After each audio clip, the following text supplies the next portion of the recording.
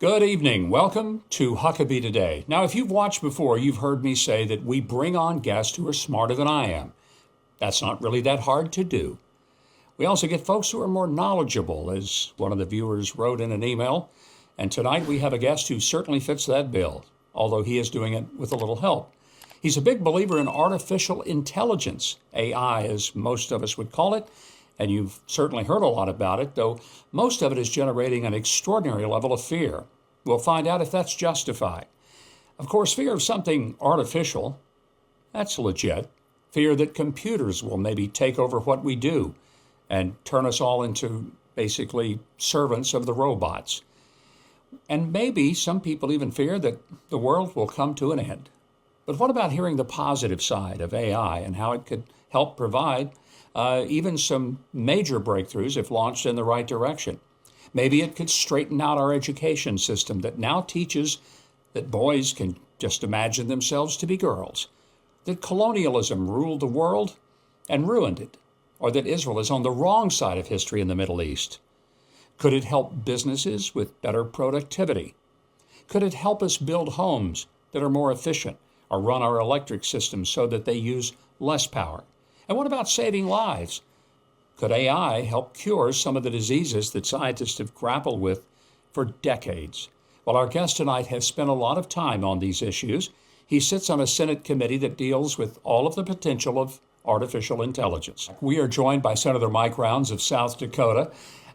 Senator, before we get to some of the AI questions, which I'm really anxious to do, I want to get just some top-line thoughts that you might have. What's happening in the Middle East? Just recently, one of the leaders of Hamas was taken out by being assassinated while he was in Tehran. Maybe the obvious question is, if Iran is not behind Hamas, what was one of the terrorist leaders of Hamas doing in Iran anyway? So that's the most obvious thing. What does this do in changing the calculations and calculus of what's happening in the Middle East as it relates to Israel? I think it follows through. And Mike, I appreciate the opportunity to visit with you. And it's a really good question. It's top of mind for a lot of people here in the United States. But we shouldn't be surprised by the fact that Israel followed through with what they said they were going to do. They said they were going to take out the people that were responsible for October 7th. They said that they were going to take them out one by one, no matter how long it took them. That's what's occurring right now. And the escalation, some people have said this is escalation. Escalation occurred on October 7th, and it was Hamas that did it. Israel is still responding. And they've told us exactly what they were going to do. They're being true to their word. So, yeah, it's happened. It's there. It should make some people think in the Middle East that Israel is serious about it, and they are capable. Senator, you were one of the people that talked about AI. You have been on the committee that deals with it perhaps maybe most fervently. Give us sort of the big picture. What is AI? Why is it important to every American family, and how could it affect us?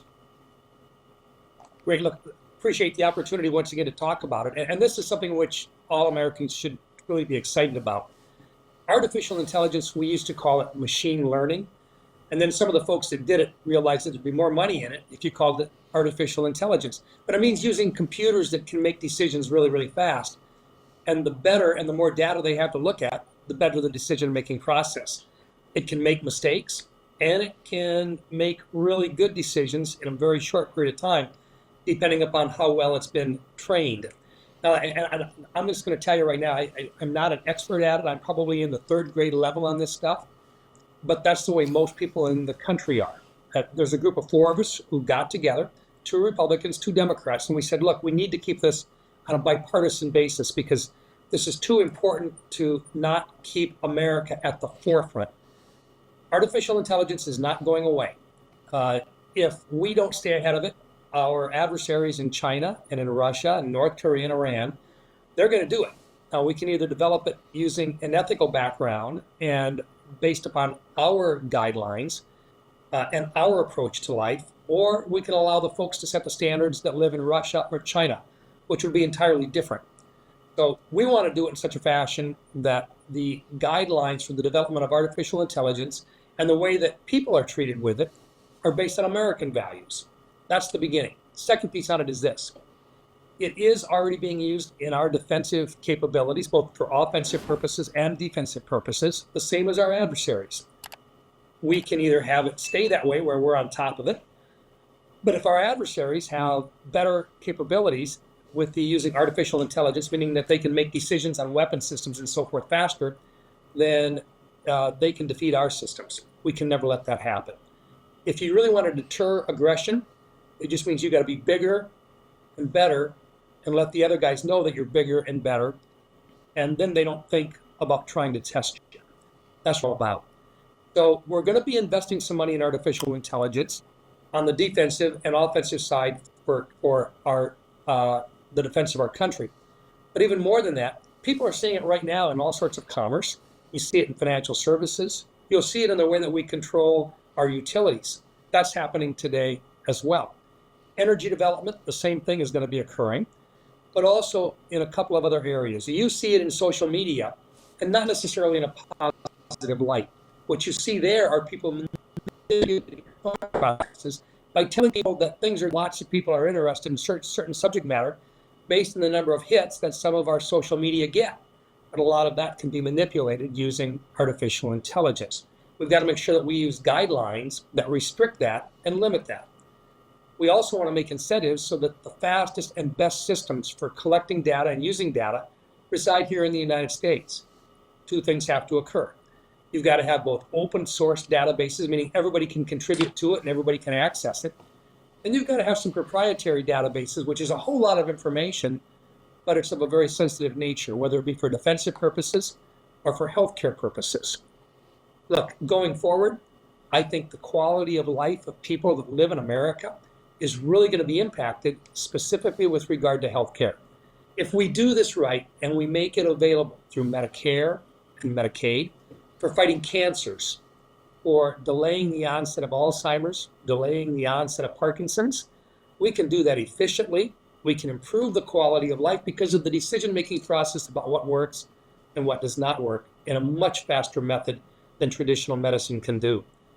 If we do this correctly, the American public will see an improvement in the quality of life like they've never seen before. I'm optimistic about it, but I also recognize that if we do it wrong, and if we don't stay on top of it, and if we don't make sure that the bad guys don't get it, then we're going to be suffering because they will manipulate it. And that's what we've got to protect against. You know, the economy is uncertain. You never know whether your money's worth as much today as it was yesterday. It's one of the reasons I buy gold from American Hartford Gold.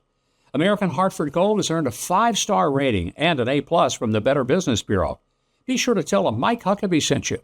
They'll give you up to $15,000 of free silver on your first qualifying order. Call 844-417-1010 or text Mike to 998899. You'll be glad you did business with American Hartford Gold.